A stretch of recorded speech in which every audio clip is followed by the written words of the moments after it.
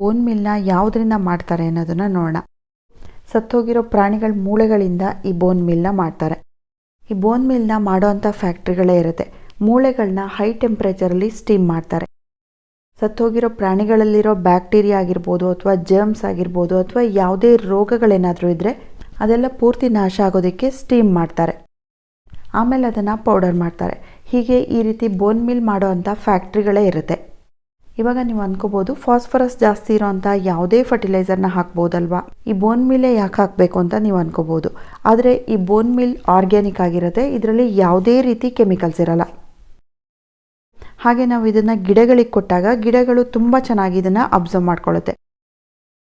ಇನ್ನು ಈ ಬೋನ್ ಮಿಲ್ನ ಗಿಡಗಳಿಗೆ ಯಾವ ರೀತಿ ಕೊಡ್ಬೋದು ಅಥವಾ ಎಷ್ಟು ಕ್ವಾಂಟಿಟಿ ಕೊಡ್ಬೋದು ಅಂತ ನೋಡೋದಾದರೆ 10ರಿಂದ 12 ಇಂಚಿನ ಪಾಟ್ಗಳಾದರೆ 2ರಿಂದ 3 ಸ್ಪೂನ್ ಕೊಡಬಹುದು.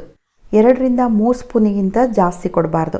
ಬೋನ್ ಮಿಲ್ ತುಂಬ ಜಾಸ್ತಿ ಆದರೂ ಕೂಡ ಮಣ್ಣಲ್ಲಿ ಕ್ಯಾಲ್ಶಿಯಂ ಜಾಸ್ತಿ ಆಗುತ್ತೆ. ಆವಾಗ ಮಣ್ಣಲ್ಲಿ pH ಲೆವೆಲ್ ಕೂಡ ಜಾಸ್ತಿ ಆಗುತ್ತೆ. ಇದರಿಂದ ಗಿಡಗಳಿಗೆ ಪ್ರಾಬ್ಲಮ್ ಆಗಬಹುದು.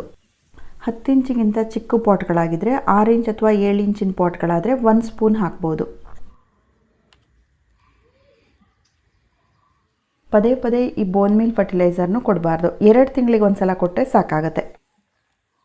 ಈ ಬೋನ್ ಮಿಲ್ ಪೌಡರ್ನ ಈ ರೀತಿ ಮಣ್ಣಿಗೆ ಹಾಕಿದಾಗ ಮಣ್ಣಿನ ಜೊತೆ ಮಿಕ್ಸ್ ಮಾಡಿಬಿಟ್ಟೆ ಹಾಕಬೇಕು. ಯಾಕೆಂದರೆ ಇದರಲ್ಲಿ ಸ್ವಲ್ಪ ಸ್ಮೆಲ್ ಇರುತ್ತೆ.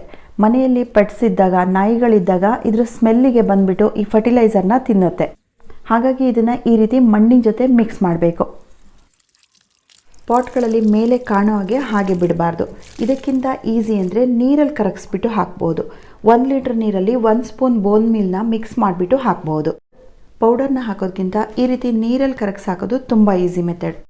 ಇದರಿಂದ ಗಿಡದ ರೂಟ್ಸಿಗೆ ತುಂಬ ಬೇಗ ತಲುಪುತ್ತೆ. ಗಿಡಗಳು ಕೂಡ ತುಂಬ ಬೇಗ ಅಬ್ಸರ್ವ್ ಮಾಡ್ಕೊಳ್ಳುತ್ತೆ.